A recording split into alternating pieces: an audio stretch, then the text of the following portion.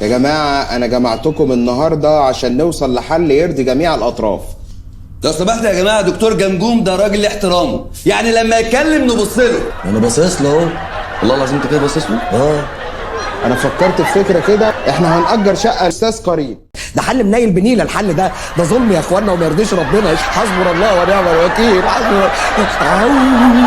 انتوا عارفين الايجار المفروش بكام اليومين دول؟ أستاذ مؤنس هو اللي هيدفع إيجار الشقة. في ايه؟ هو مش عفريت؟ ما تتصرف يا اخويا وتجيب فلوس. بعدين بقى العفريت بلانين. يا أستاذ مؤنس أنا أعرف سمسار في كعبيش عنده حاجات في الحنين، ما تقلقش.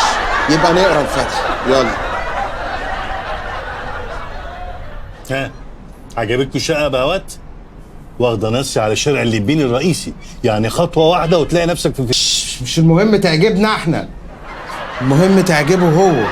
هو مين؟ بس لون الستاير مش عاجبني، عايز ابقى اغير الستاير. يعني انت مشكلتك في الستاير؟ سلام على تناكة أهلك دي. خلاص وافق وانا هتصرف. أنت عندك حق. خد يا ريس، ادي الفلوس بتاعت أول 3 شهور. تمام، هستناكوا تحت في المكتب عشان نكتب العقود. فلوسك يا استاذ جمجوم. إيه ده؟ ربنا يخليك.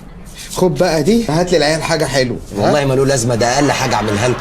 لو احتجت أي حاجة على الله تكلمني.